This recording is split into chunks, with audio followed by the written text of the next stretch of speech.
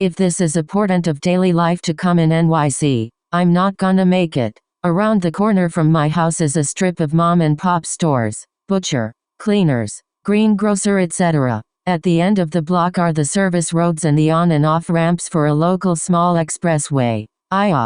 It's a busy, tight 250 feet of NYC streetscape. Most of the time, people seem to be aware that how they drive, park, stop etc. can impact the many people around them very quickly, and good manners usually win the day. But this is 2020. Nothing is normal anymore. As I signaled to get off at my exit, I see there is a jam up. Cars backed up all the way up the ramp to where I was on the expressway. I could see the left turn toward home, and the long line of cars ahead of me, bumper to bumper, at a standstill all the way, while approximately just 400 feet from my front door, and having to go pee-pee. I sat through 3 light changes before the cars in front of me finally began to crawl in the direction of the setting sun, making the turn at last, shielding my eyes from the weakish late afternoon rays. I sussed the situation. Steady, heavy traffic in both directions, with a double parked car in my lane, right outside the pizza parlor.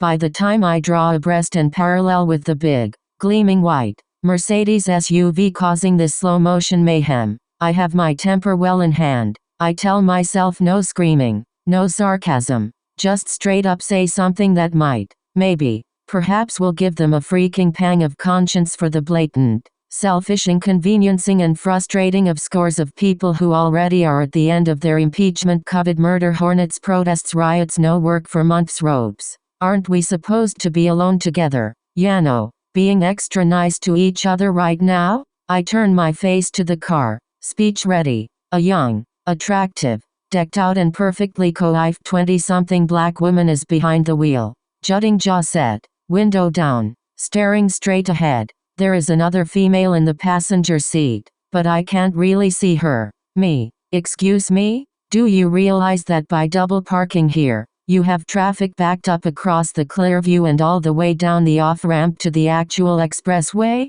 It took me 15 minutes to go about 2 blocks. The passenger leans across the driver to meet my eyes, as the driver leans back to give the passenger full access to me. Passenger. FCKU and you're off-ramp BTCH 15 minutes. Huh? Don't you know what time IT is? IT's Black Lives Matter o'clock.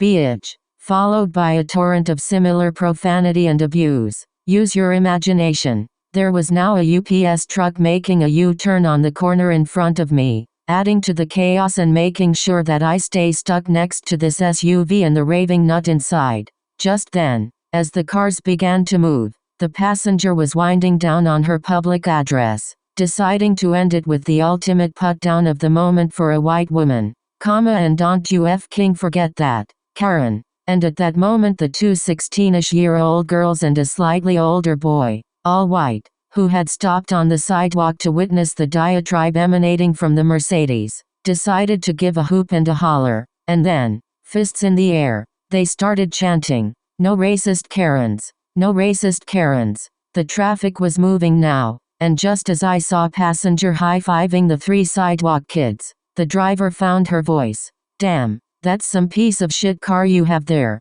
Karen." Uproarious laughter and squealing all around. As I make the turn on my corner, the Chinese delivery guy looks at me, shakes his head and gives me an empathic smile, with a sly thumbs up directly in front of his chin so they couldn't see it. I have a very deep and distinct feeling that this is a taste of the future, at least here in the big city. I just want to clarify, it's not so much that I was personally insulted in this exchange. I don't feel wounded. I didn't get teary or anything. The thing here is that I am scared. I'm scared that having seen race relations steadily set back since 2008, that the spring of 2020 is the catalyst that will turn everything into an issue of race. This small situation on a Bayside, Queen Street was dragged through the mud of ugly race baiting, when it had nothing whatever to do WTH it. I'm afraid that communication is broken, that fairness and civility are gone, that this whole thing will be used as a cudgel and as a manipulative force for a long time.